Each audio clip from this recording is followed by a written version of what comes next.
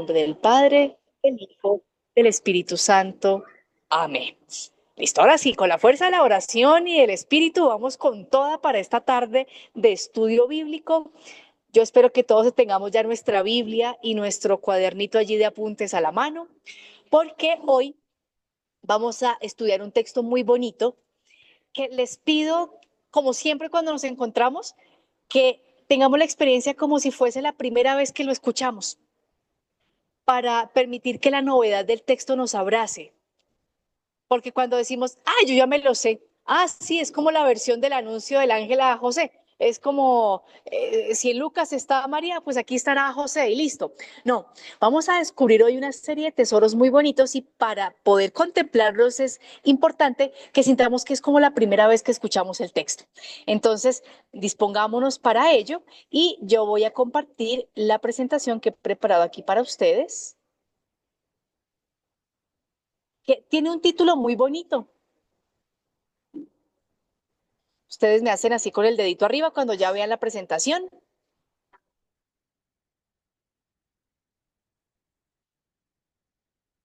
¿Ya la estamos viendo? Perfecto, listo, muy bien. Muchas gracias. Entonces, el título de nuestro encuentro es muy bello porque es soñar, soñar con Dios. Y yo le agregaría soñar también desde Dios. Y miren ese apellido del título. Soñar con Dios cambia la vida, cambia tu vida. Detengámonos unos instantes a ver esta imagen que tiene el fondo de la diapositiva. Vemos a José, San José, caracterizado como la tradición nos ha enseñado a verlo, como un hombre mayor, ¿cierto? Ya vemos sus canas, su barba bien abundante, lo vemos bien dormidito, ¿cierto? Hasta ternura nos da de José. Su vara, y está florecida, esto dentro de la iconografía y las pinturas, pues representa pureza, ¿no?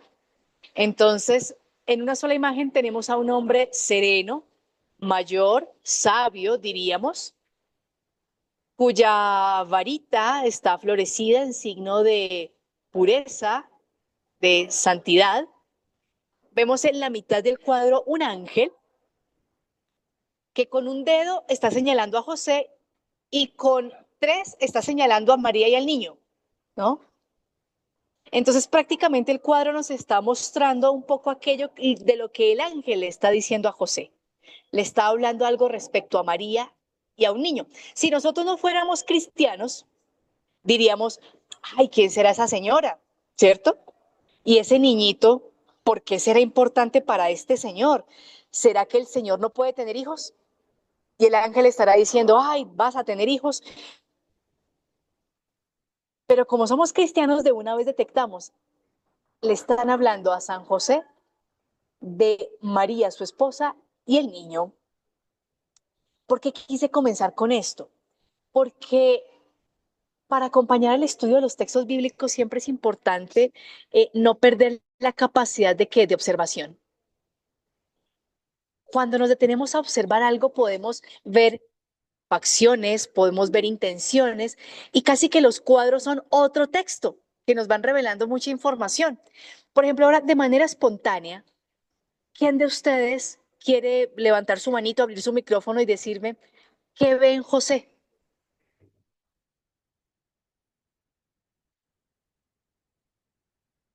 O en el chat, quien quiera escribir o abrir su micrófono.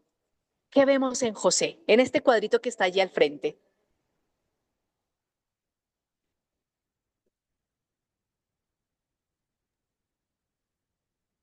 Si alguien desea alzar la mano o de igual manera, como dice Juliana, nos pueden compartir en el chat, por favor, para poderles indicar. Exactamente.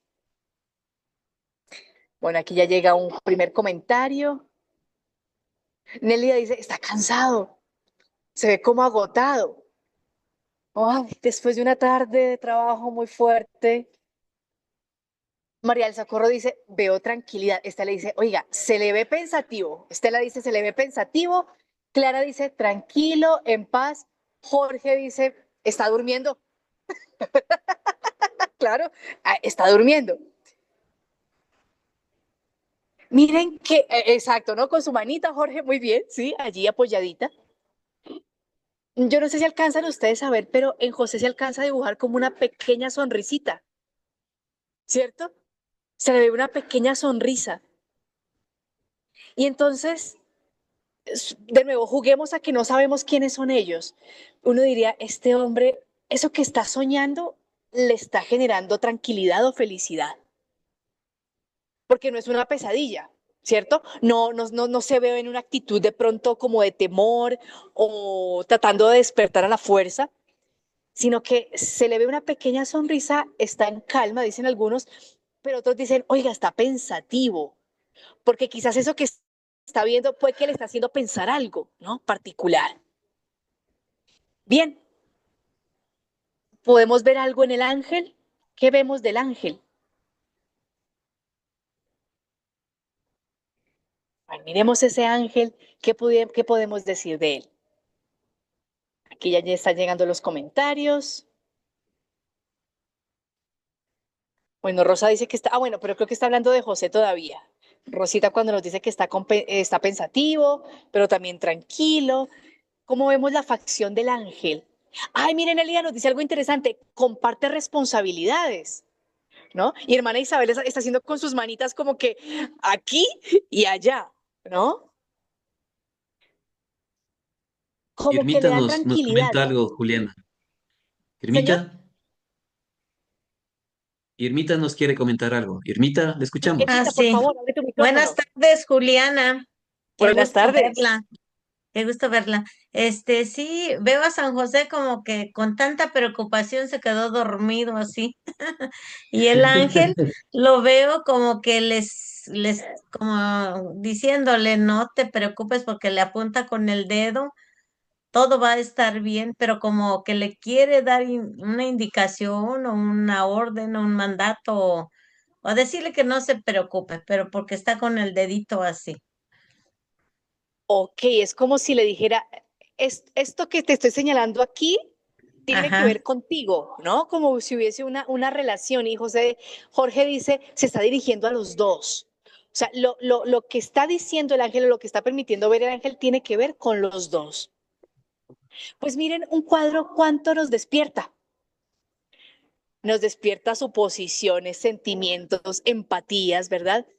Pues esto mismo tenemos que hacer con el texto a continuación.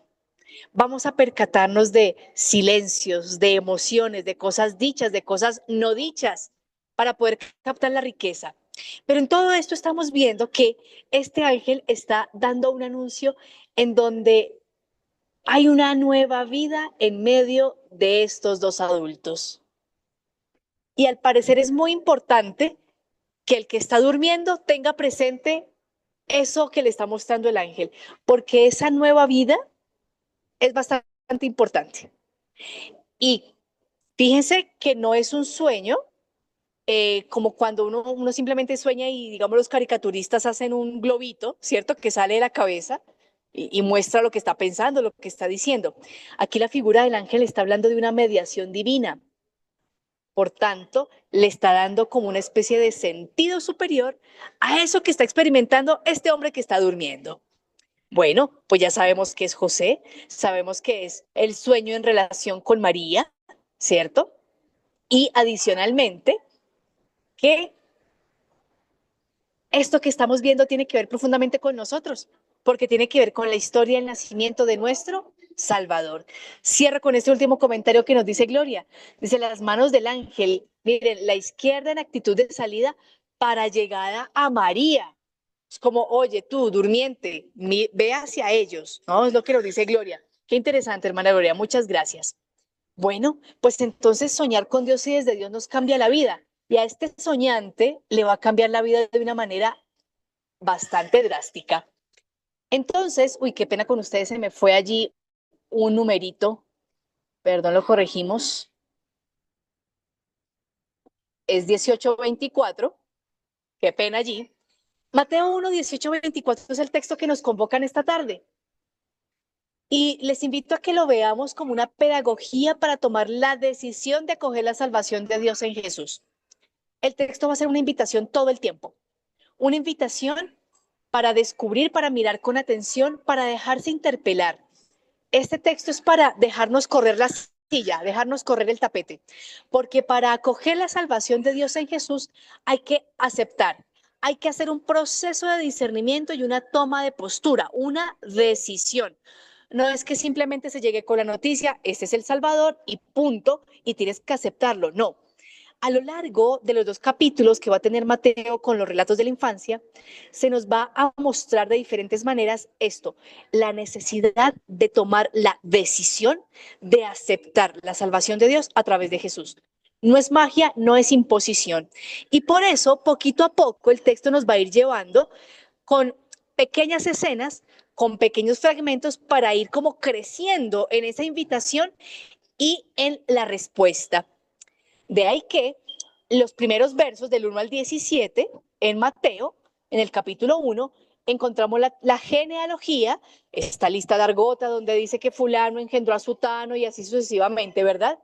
Y ese texto, ese fragmento de la genealogía va a responder a una pregunta importante y es ¿quién es Jesús? Y Jesús va a ser entendido como el hijo de David y el hijo de Abraham. Entonces, en clave de promesa mesiánica e hijo de la promesa. Y la genealogía cierra con algo bien particular porque dice, después de toda esta lista de engendramiento, ¿cierto? Va a rematar que Jesús nació de María. No va a decir que José engendró a Jesús, sino que Jesús nace de María. Y luego en el verso 18 arrancó otra vez diciendo, el origen de Jesús es el siguiente. Entonces el relato que vamos a leer y vamos a estudiar ahorita va a responder a la pregunta de dónde viene Jesús o cómo viene Jesús. ¿Cómo se inserta en nuestra historia Jesús? Y viene a explicitar esto que queda allí como en punta de por qué Jesús no es engendrado por José, pero sí es hijo de María, porque sí nace de María, aunque no fue engendrado por José. Entonces el relato que viene va a responder esa pregunta. Pero entonces, debemos tener presente que este relato es de una profunda espiritualidad. Es una pieza literaria bellísima y responde a estas necesidades de las comunidades de finales del primer siglo, en donde se hace necesario narrar a Jesús también desde la infancia. ¿Y esto en razón de qué?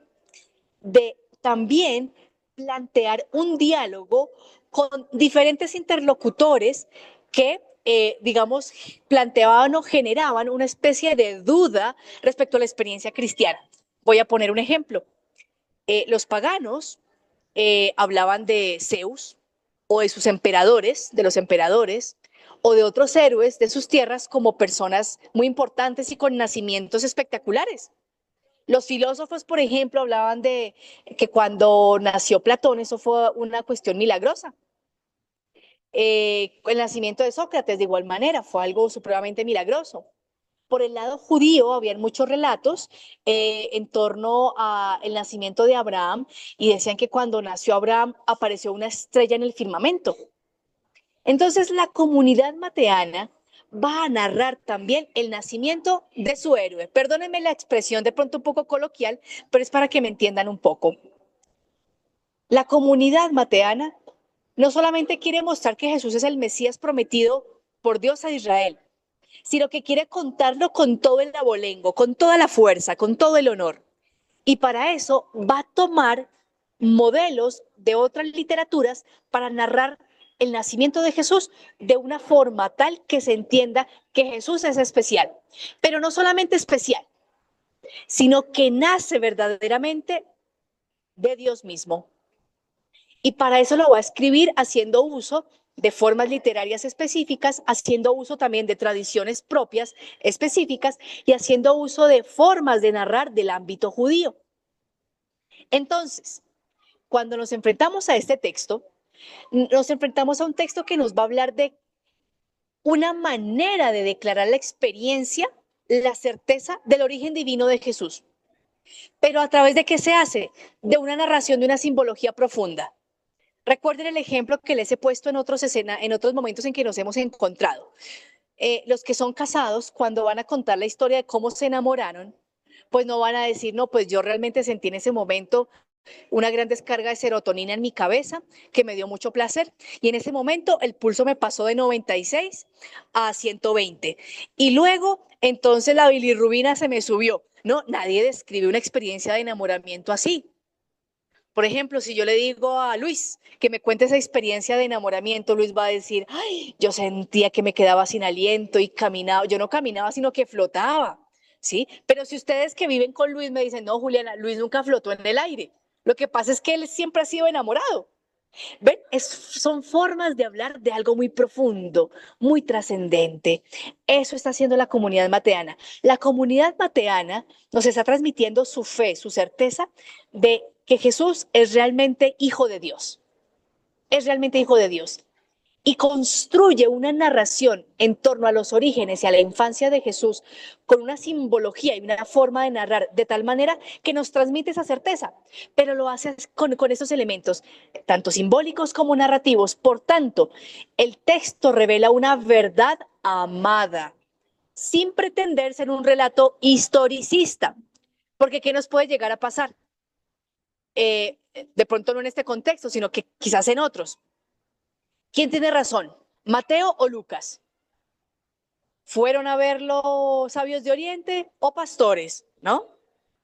Entonces, si nosotros tenemos en cuenta que estos relatos de la infancia de Jesús son relatos teológicos, más no crónicas historicistas, vamos a entender que ambos evangelistas nos quieren decir que Jesús es hijo de Dios, ¿verdad?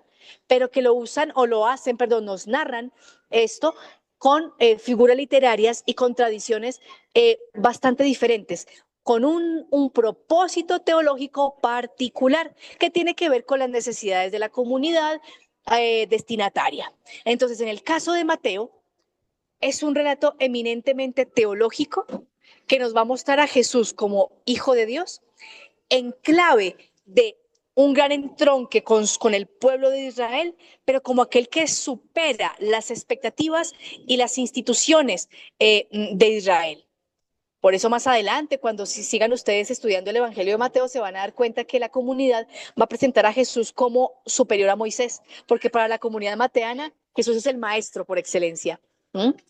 No es que no quieran a Moisés, al contrario, lo quieren mucho, pero muestran que Jesús da plenitud a todo aquello que hizo Moisés. Y por eso los relatos de la infancia van a estar supremamente cargados de un simbolismo fuerte del Antiguo Testamento para mostrar ese clic, ese paso de el Antiguo Testamento a la plenitud en Jesús. Entonces vamos claros hasta ahí. No es un relato historicista, es un relato eminentemente teológico, pero nos transmite una verdad amada, una verdad profunda. ¿Cuál? Que Jesús es hijo de Dios. Y ya vamos a ver que eso no es simplemente un acto de piedad o de fervor, es un acto también de resistencia, porque a quienes también se les decía hijo de Dios, a los emperadores se les decía hijo de Dios.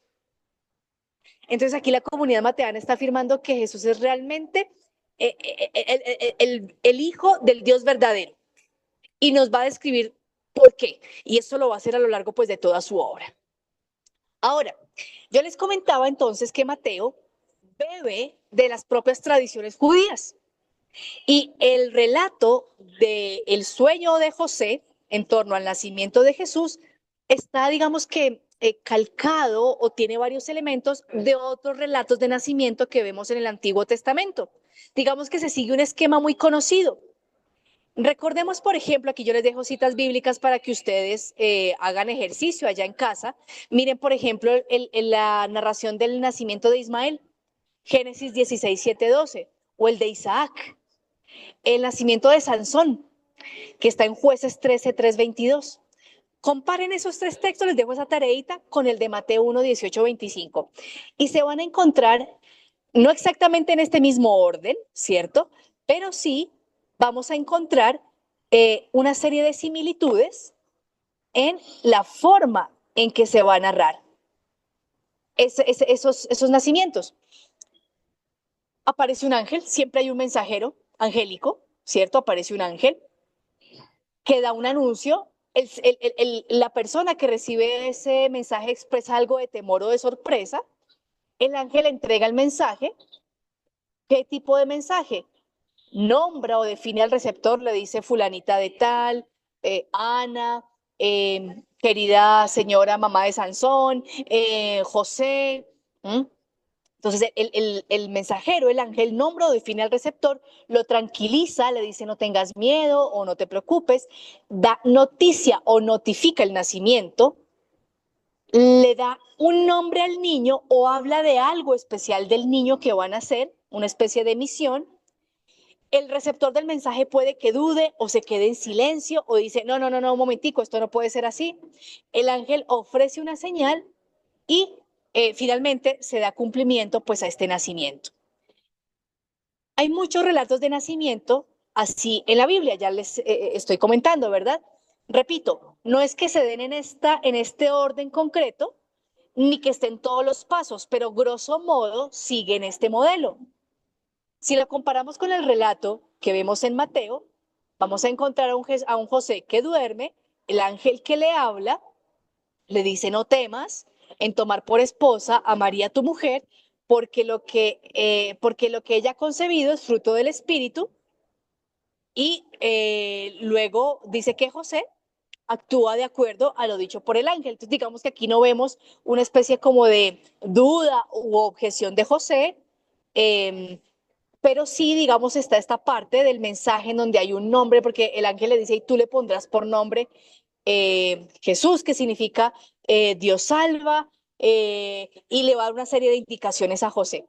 Entonces veamos cómo la comunidad mateana estructura esta experiencia que nos quiere contar de que Jesús es hijo del Dios verdadero y que verdaderamente es hijo de Dios, haciendo uso de literatura conocida por su comunidad, esquemas de relatos conocidos por la comunidad. Y la comunidad ya sabe que no va a ponerse a hurgar en los anales de la historia porque sabe qué verdad le quieren transmitir a través de ese tipo de relato. Miremos también la literatura judía extracanónica, es decir, relatos judíos que no están en el Antiguo Testamento y que muy probablemente fueron escritos también en tiempos cuando se escribían los relatos del Nuevo Testamento. Entonces, hay un midrash muy interesante sobre el nacimiento de Moisés. Dice, por ejemplo, y eso nos lo cuenta Charles Perrot, un gran investigador de Mateo, nos dice que hay un fragmento de un midrash en donde se dice respecto al nacimiento de Moisés que Joquebed, la mamá, dio a luz a su hijo Moisés en el 7º mes, fue un parto sin dolor. Y va a decir Charles Perrot que según Flavio Josefo, este gran historiador judío, el parto fue tan rápido y feliz que los dolores fueron sin importancia y que fue tan rápido el parto de Moisés que las comadronas no tuvieron tiempo de darse cuenta si era varón o si era mujer. Este dato nosotros no lo encontramos en el libro del Éxodo, sino que está en otro texto judío. Pero lo interesante es que en ese otro texto judío se está hablando de un nacimiento especial, muy especial. ¿De quién? De Moisés, ¿cierto? Moisés, recordemos, el gran libertador de Israel que los conduce desde Egipto hacia Canaán, que después será concebida como la tierra prometida. Y entonces ese midrash del Éxodo Rabá, que va a describir de una manera tan especial el parto de Moisés, porque es un parto tan especialísimo, porque el personaje es súper especial, ¿cierto? Va a decir que así como el embarazo de Joquebed estuvo exento de dolores, pues también cuando dio a luz, no le dolió dar a luz a Moisés. Y que esto es una prueba de las santas mujeres. Entonces miren aquí cómo el evangelista Mateo, la comunidad mateana, va tomando elementos del contorno, va tomando elementos de otras narraciones del entorno judío y conocido por su comunidad destinataria para hablar del nacimiento de Jesús. Entonces, recuerden, la comunidad mateana quiere mostrar a Jesús como su gran héroe, como el maestro por excelencia, ¿cierto?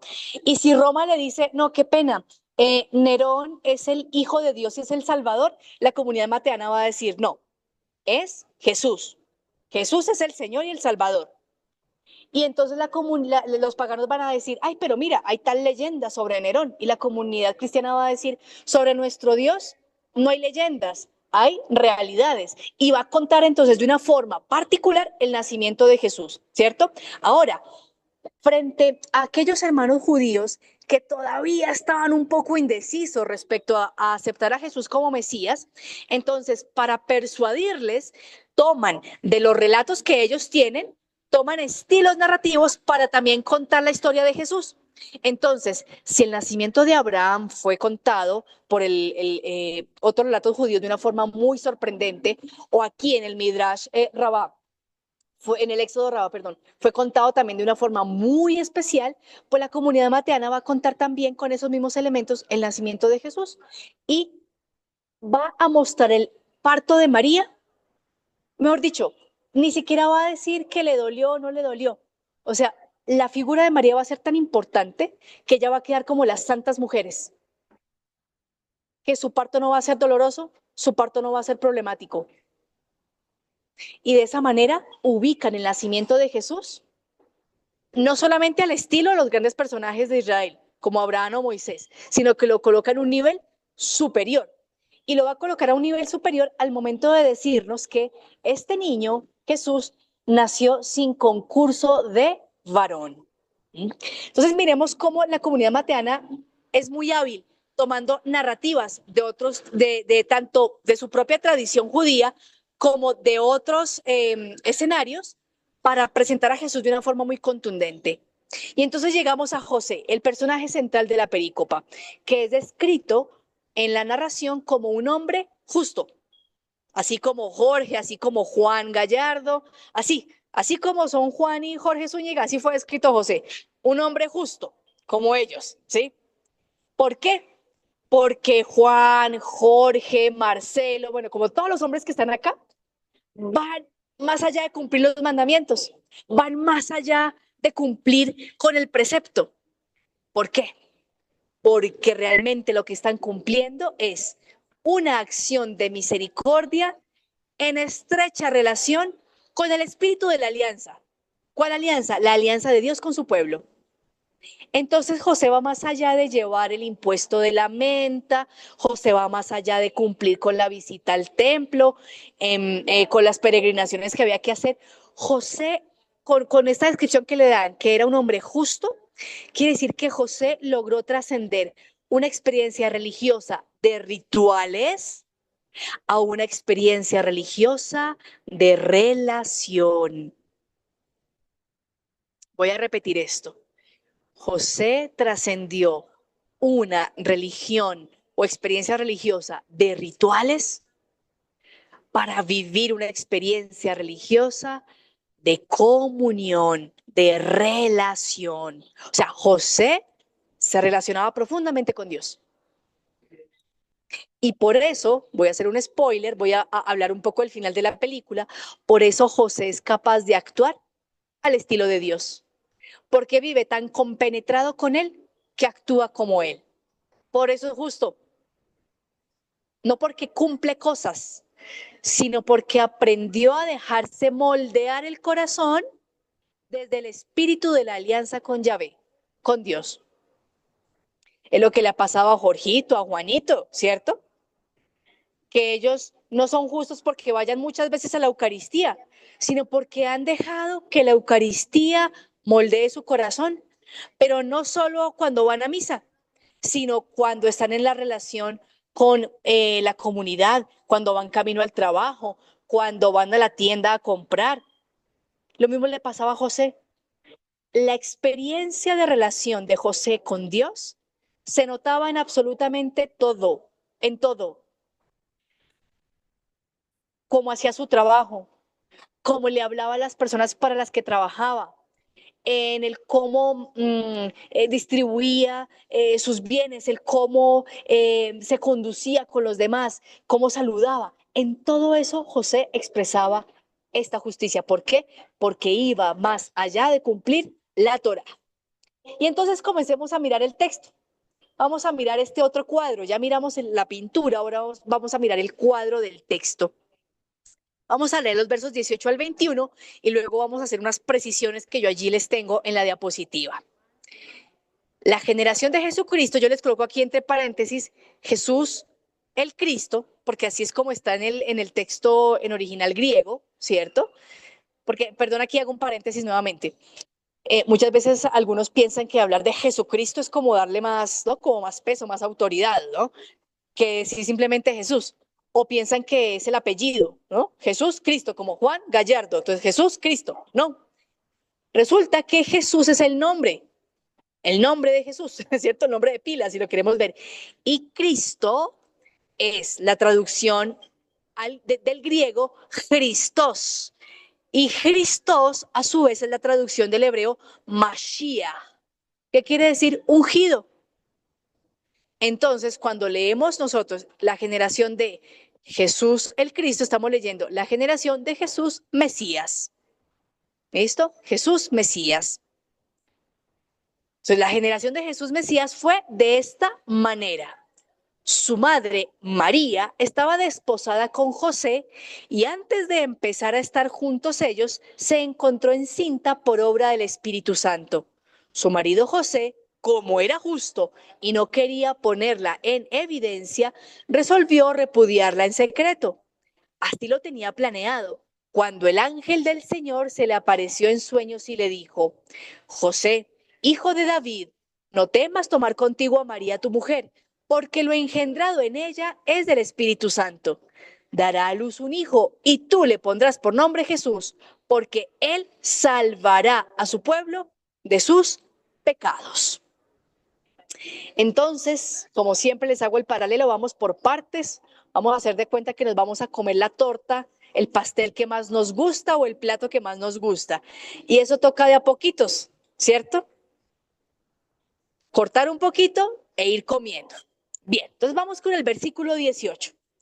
Nos dice que su madre María estaba desposada con José y antes de empezar a estar juntos, se encontró encinta por obra del Espíritu Santo. Aquí hay muchas cosas. Primero, ustedes quizás ya lo han escuchado en otras enseñanzas, simplemente lo recuerdo aquí. Recordemos que el matrimonio en la tradición judía tenía dos partes. La primera parte era el desposorio. Entonces vamos a asumir que Rosita Rivera, se va a casar con, vamos a ver aquí a quién me encuentro. Es que ya a Jorge y a Juan los he puesto en muchos ejemplos.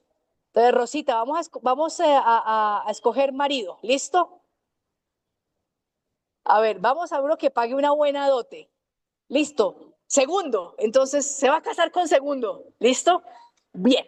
Entonces, Rosita se va a casar con segundo. Entonces, segundo iba a la casa de los papás de Rosita y le decía: mira, yo quiero formar hogar con Rosita. Y los papás decían: ah, ok, muy bien. Se paga la dote, se hacía una ceremonia especial en donde segundo ya le prometía fidelidad a Rosita y Rosita le prometía ya fidelidad a segundo, pero todavía no convivían. Digamos que ahí se hacían los acuerdos particulares, ¿cierto?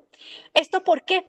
Tenía una doble finalidad. Primero, resulta que segundo, pues miren a segundo tiene apenas 18 añitos, ¿sí? Y entonces segundo tiene que ahorrar para poder darle un futuro a Rosita. Entonces se les daba un año para que el marido tuviese medios para poder sostener a la familia, porque no era concebible que el marido hiciera pasar hambre a su esposa o a sus hijos. O sea, el marido tenía que garantizar que podía sostener su familia. Entonces le daban ese año para que organizara todo y demás. Pero también tenía una finalidad, a nivel de lo afectivo muy bonita. Y es que se aprendieran a querer el par de esposos, no solamente con el deseo, sino más allá del deseo. Los jóvenes son fogosos por naturaleza, ¿cierto? Y entonces la idea era que el amor no se acabara en el fogón, en la llama exacerbada de la pasión, sino que se aprendiera a modular.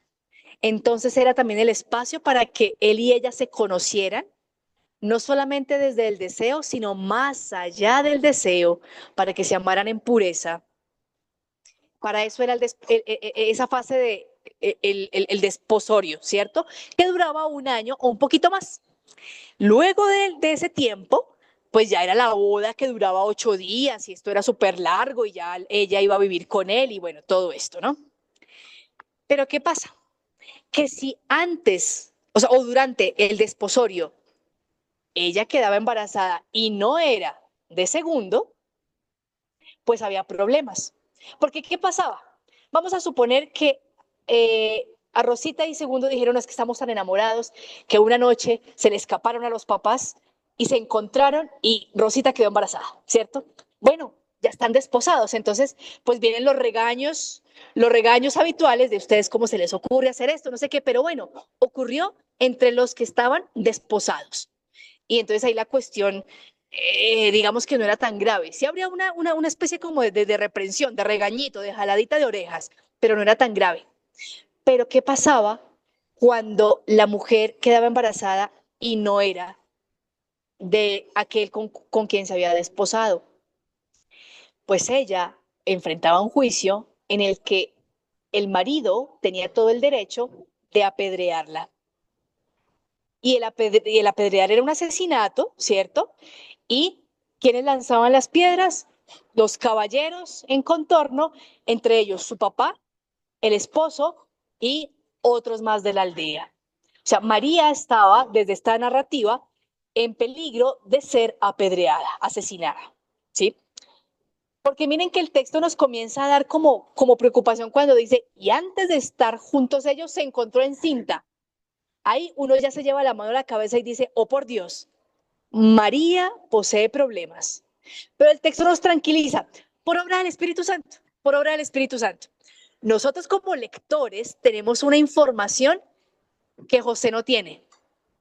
Aquí en ese versículo 18 nos han resumido todo. ¿Se acuerdan? En la genealogía nos dijeron, pues, de María nació Cristo. Y no dice que José haya engendrado a Jesús. Y aquí en el versículo 18 nos aclaran, pues porque fue por obra del Espíritu Santo. Pero eso como que así queda muy, como, bueno, ya vieron la respuesta, pero queda un poquito como en punta, ¿cierto? Entonces la narrativa por eso tiene que crecer, tiene que crecer, porque aquí ya nos dan tranquilidad. Se encontró encinta por obra del Espíritu Santo. Esto lo sabemos tú y yo, querido lector, yo narrador te lo estoy contando, pero José no sabe. Y aquí es cuando uno como lector o como televidente de la novela dice, no, esto se va a poner color de hormiga, porque ahora José, ¿qué va a hacer? ¿No? Y ahí es cuando le dicen, no, vamos a la propaganda, si en 8 días continuamos con la novela. Y uno dice, no, necesitamos continuar, porque ¿cómo es esto? José no sabe, ¿no? Y entonces, dice el verso 19, su marido José, que era justo y no quería ponerla en evidencia, resolvió repudiarla en secreto. Esto lo descoloca a uno porque uno dice, oiga, pero este hombre es atípico. Con el respeto de todos los santos caballeros que están acá, ¿cierto? Pero en ciertas culturas machistas, el varón no tolera nada de estas cosas y mucho menos verse burlado. Oye, y aquí vemos a un hombre que está más interesado en el bienestar de María que en su orgullo masculino. José no está interesado en que le digan, uy, le quitaron la novia, no sé qué.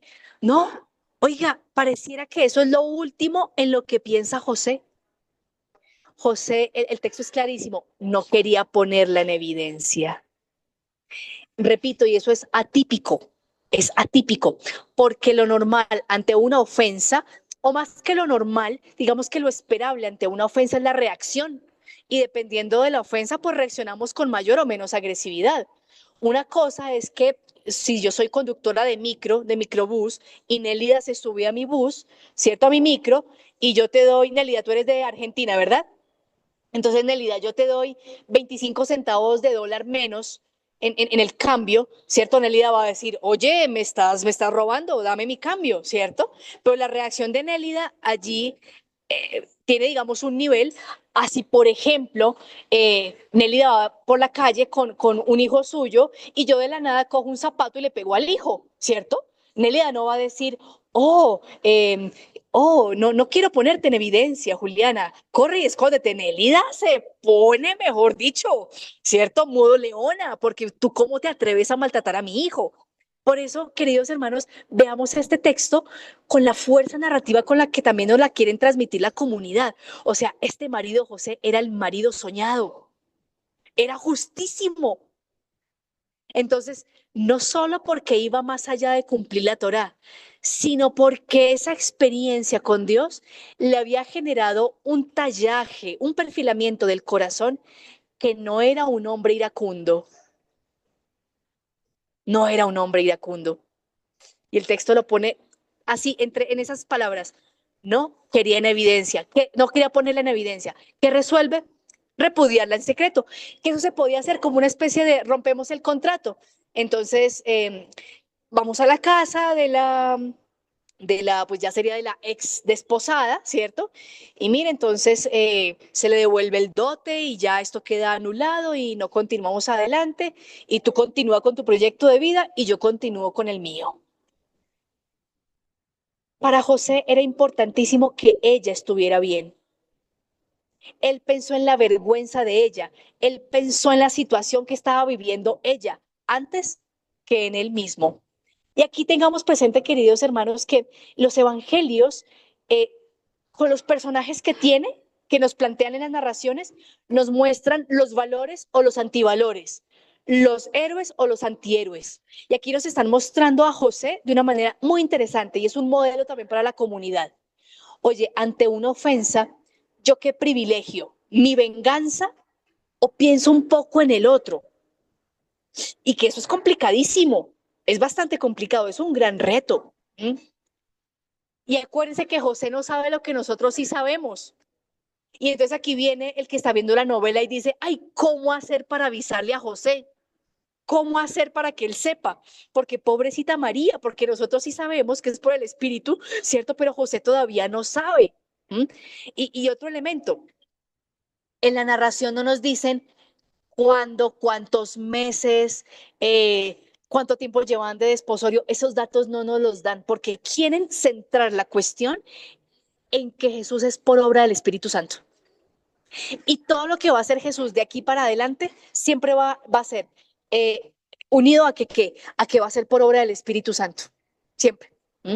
Entonces, verso 20, así lo tenía planeado. Y aquí es cuando uno dice, menos mal que el ángel está ahí pendiente. Cuando el ángel del Señor se le apareció en sueños. Claro, aquí nosotros pudiéramos, como les digo yo siempre, ¿no? Echar chisme bíblico y decir, ay, pues entonces José estaba pensando eso de noche, porque se fue a dormir, ¿cierto? Bueno, es una sospecha que tenemos, pero realmente no sabemos.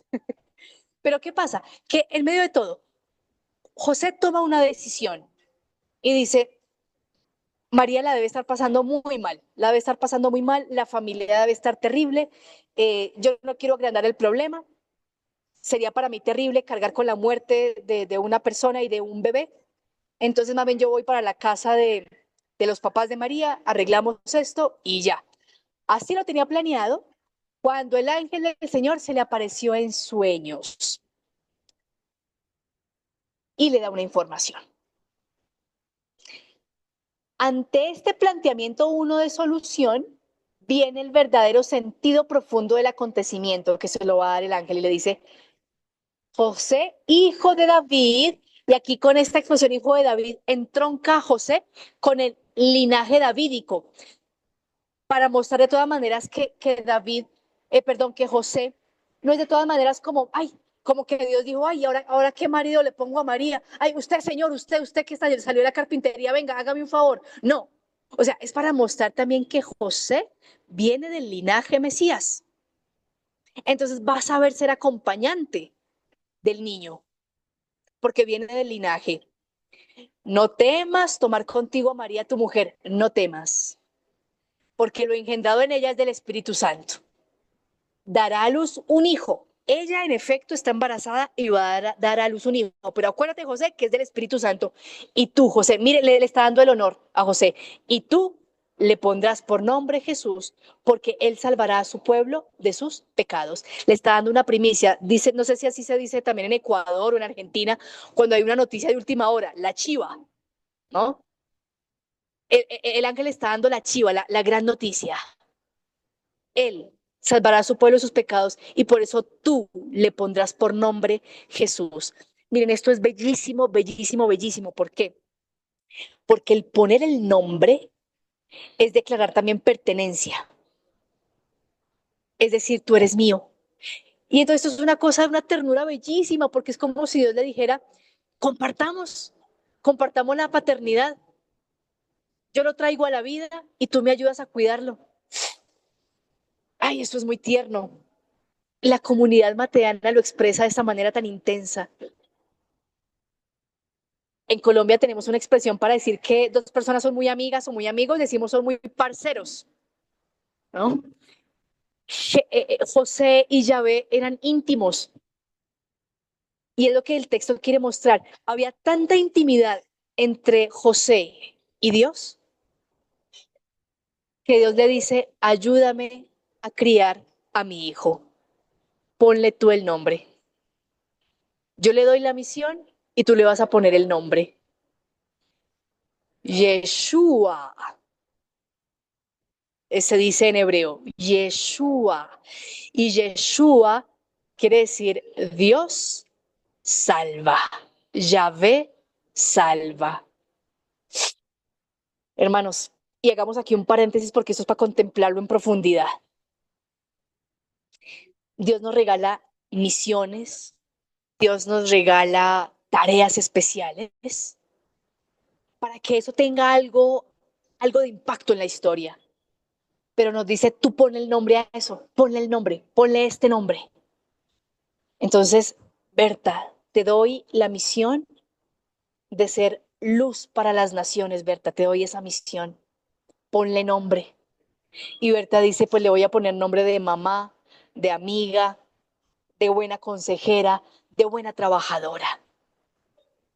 Aquello a lo que nosotros le ponemos nombre, desde eso que Dios nos ha regalado, es una forma de asumir juntos con Dios esa responsabilidad y esa bella misión que tenemos. Porque a Dios le interesa que lo sintamos cerca y es como una especie de trabajo en equipo. José, tú le pondrás por nombre Jesús. De tu boca saldrá que Él es el Salvador. De tu boca, José. Entonces, de ninguna manera eres, José, como el último recurso. No, sino que así como, diríamos, ya desde nuestra tradición actual, ¿cierto?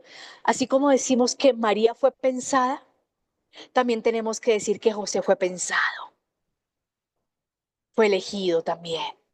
No me quiero meter en líos con los teólogos sistemáticos, ¿no? En cuanto a decir que José también es inmaculado, pero lo que quiero decir es que también este hombre que asume la paternidad terrena de Jesús fue pensado, amado y elegido por Dios. Y ahí en esos versos 20 y 21 está el sentido de todo esto que está pasando. Lo que María ha engendrado es del Espíritu Santo. Ella te dará un hijo y tú serás quien le pone un nombre. Y fíjense, hay una responsabilidad compartida entre María y José. Ella entrega al hijo, da al hijo y él le pone el nombre. Y juntos van a hacer crecer a aquel que será la salvación del pecado. Nos pudiéramos preguntar, ¿y por qué le habla en sueños? ¿Cierto? Sí que sí, entonces si alguien pudiera decir, pero bueno, Juliana nos ha dicho que la comunidad mateana usa una forma de narrar como para darle un golpecillo también a los contradictores, ¿no? Entonces toma figuras literarias de allí o formas narrativas de allá. ¿Por qué no mostrar que el ángel se le aparece a José caminando y que hay rayos y que hay estrellas para hacerlo más potente, ¿no? El anuncio. Pero habla en sueños.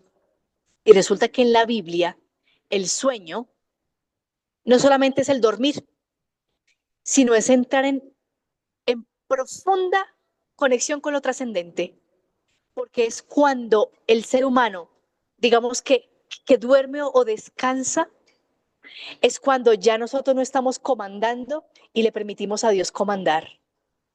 En el sueño somos, entre comillas, vulnerables y dejamos de ser nosotros. Cuando estamos soñando, nosotros no estamos diciendo, bueno, corazón, siga latiendo, pulmones, expándase, contráiganse. No, ¿cierto? Cuando dormimos es a dormir.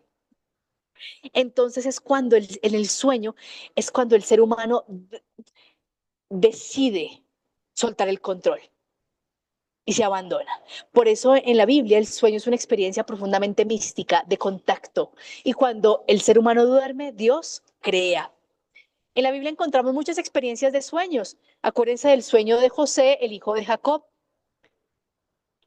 Recordemos también el mismo Jacob, que cuando va huyendo de Esaú, sueña y ve una escala que va desde la tierra hasta el cielo.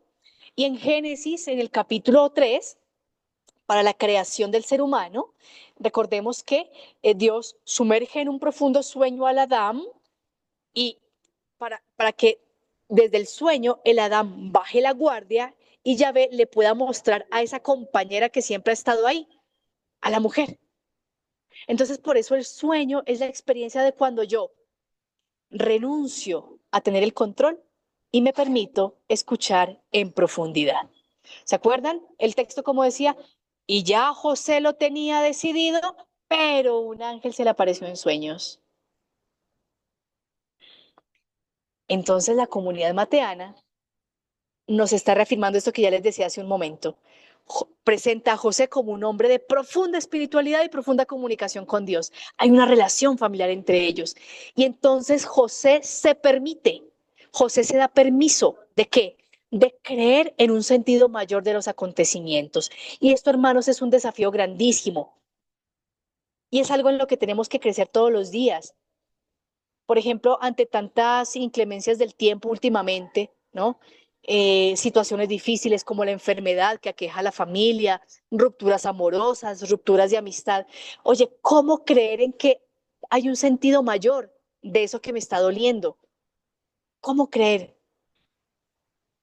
Y el texto nos invita a eso, a que por mucho que nos duela, esto tiene un sentido, pero atención, aquí hago un paréntesis bien grande. No quiere decir que seamos masoquistas, ¿no? Ay, no sé, un perro me mordió. Ah, eso debe ser por algo. Debe haber un sentido detrás de que este perro me mordiera. No, tampoco, ¿cierto? El perro me mordió, no sé, porque invadí el corral del perro, bueno, qué sé yo, ¿cierto? Me refiero a cosas profundas. Siempre se le puede hallar sentido a una situación compleja, siempre. Bien, dicen las abuelas, Dios escribe derecho en renglones torcidos, ¿cierto? Entonces, por eso aquí José se permite creer en un sentido mayor. Y por eso soñar con Dios o desde Dios significa confiar en la mirada divina sobre la vida y la historia. ¿Cuál vida y cuál historia? La mía, la que estoy viviendo. Y caminar desde esa certeza día tras día. Y recordemos esto, hermanos, día tras día, cada día es una oportunidad nueva para confiar en la mirada de Dios sobre lo que estoy viviendo. Confiar en que no estoy sola, en que no estoy solo. Y Dios me ayudará a entender, me ayudará a saber cómo moverme, a ir por un lado, a ir por otro, en medio de esa situación tan compleja, de que rompí con mi esposo, con mi esposa, que mi hijo no me hace caso, que rompí relación con mi mejor amiga, con mi mejor amigo, y eso me está doliendo mucho. Bueno, confiemos en que Dios nos ayudará a ver esto cómo se compone, cómo el caos toma orden, porque Dios nos acompaña día tras día. Y esto no es magia, sino que es esa presencia permanente y cercana que nos ayuda a eso, a ir dilucidando el cómo vamos transitando la experiencia cotidiana. Y entonces implica que confiemos que Dios está, que Dios quiere lo mejor para nosotros y que Dios nos ayuda a ver. Y para eso es importante estar en estrecha intimidad con Él, porque yo como le digo a Dios, Dios, muéstrame el camino, háblame, si nunca destino, aunque sea 5 minuticos al día para pensar en Él, para hablar con Él un ratico. Es importante, hermanos, dedicar esos tiempos de silencio, de oración, y a veces quizás no decir tanto.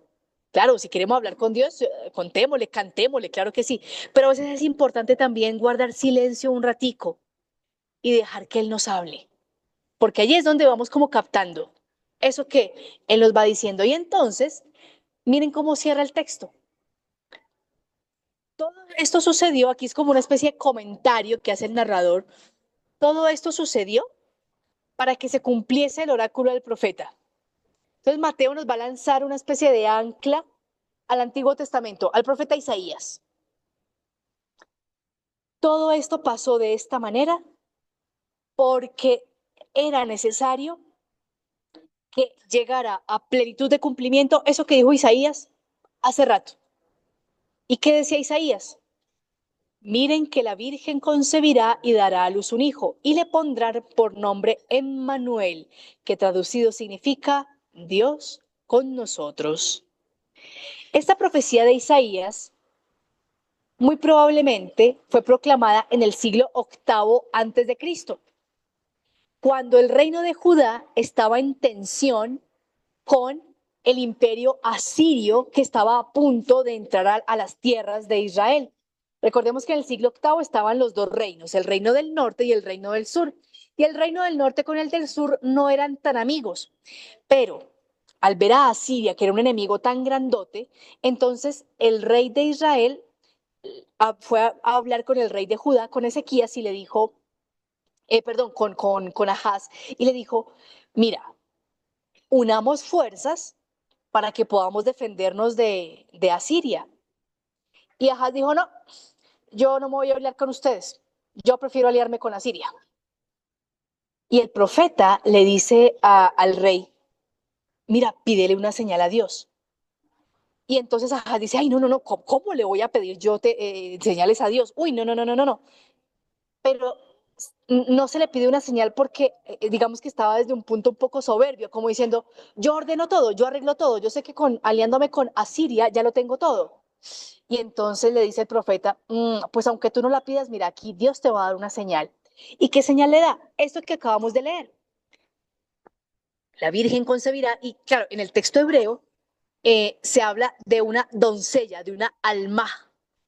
¿Qué traduce doncella o mujer joven? Entonces, en el contexto del siglo VIII hace alusión a que habrá un nuevo comienzo para el reino de Judá. Y ese nuevo comienzo estará, digamos que caracterizado por la experiencia de sentir a Dios con nosotros. Pero ¿qué hace la comunidad mateana? Toma este relato de Isaías y lo relee a la luz de Jesús. ¿Por qué? Porque recordemos que los textos evangélicos y sobre todo estos relatos de infancia son textos que se escriben después de la resurrección de Jesús. Entonces la comunidad mateana sintió que lo que Jesús hizo, que lo que Jesús dijo y esa experiencia de la resurrección de Jesús era sentir efectivamente a Dios con nosotros. Y por eso relee a Jesús desde la profecía de Isaías. Esto lo aclaro para que no cometamos algunos errores de interpretación diciendo que, por ejemplo, Isaías adivinó el nacimiento de Jesús, porque eso es incorrecto e impreciso. Isaías da un oráculo para su momento, para su tiempo, siglo VIII antes de Cristo, ¿cierto? Pero es la comunidad mateana que relee este oráculo de Isaías y lo relee a la luz de quién? De la experiencia con Jesús. Y si ustedes son curiosos, van a encontrar que esta expresión del Dios con nosotros se va a repetir en 3 partes del Evangelio. La primera aquí, capítulo 1, verso 23. La segunda, si no me falla la memoria, capítulo 7, 14, en esa expresión donde dice, donde 2 o 3 se reúnan en mi nombre, ahí estoy yo en medio de ellos. Y la tercera vez es en el capítulo 28, cuando Jesús resucitado les dice, me ha sido dado todo poder en el cielo y en la tierra, vayan y hagan discípulos y bautícenlos en el nombre del Padre, del Hijo y del Espíritu Santo, y recuerden que yo estoy con ustedes todos los días hasta el fin del mundo. Entonces, si hay algo que la comunidad mateana tiene como cierto, y es que Jesús está con ellos. Primero, y que la experiencia de Jesús con ellos es Dios mismo con ellos. Entonces, miren cómo toda esta declaración teológica nos la ponen en este tipo de relato que la comunidad ha construido de una manera tan bonita. Y después de esto, después de este comentario del narrador, termina el texto diciendo, despertado José del sueño, hizo como el ángel del Señor le había mandado y tomó consigo a su mujer. No tuvo miedo, se lanzó con seguridad y asumió esta ruta de sentido que le propuso Dios. El Emmanuel, el Dios con nosotros. José será el encargado de llamar a ese niño Jesús, Dios salva. Y este niño será expresión de Emmanuel, Dios con nosotros. Y eso es clave también. ¿Por qué? Porque es la certeza de la continuidad de la vida. Y es también una estrategia retórica de la comunidad, porque resulta que en el ambiente pagano se le llamaba Salvador a todos los emperadores de la dinastía de los Flavios, o también a divinidades paganas como el dios Asclepio, que era un dios incluso que curaba a través de sueños y toda la cuestión. Entonces, el hecho de decir que Jesús, su nombre significa Jesús salva, que de hecho es así es, ¿no?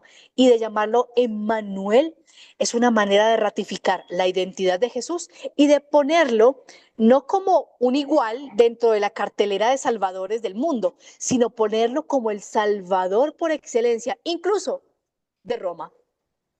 Jesús era el auténtico salvador del pecado, de los pecados, es decir, de todo aquello que nos deshumaniza, de todo aquello que no nos deja vivir bien. Y José recibe esa gran misión de ayudar a criar y de hacer crecer a este chiquitín que va a ser Dios con nosotros, que va a ser el Salvador, de la mano con María, su esposa, que ha concebido por obra del Espíritu de Dios. Por eso cerramos con esto. ¿Qué nos enseña en definitiva José? A vivir en clave de generar el mayor bien posible, aún en medio de las situaciones donde no haya claridad o incluso donde exista una afectación personal.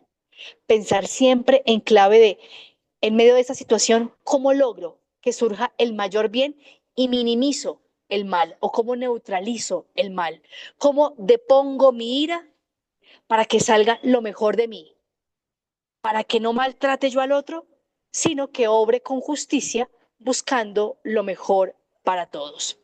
Queridos hermanos, entonces con esto cerramos este compartir de este texto de hoy y espero que no les haya quitado mucho tiempo para la novena.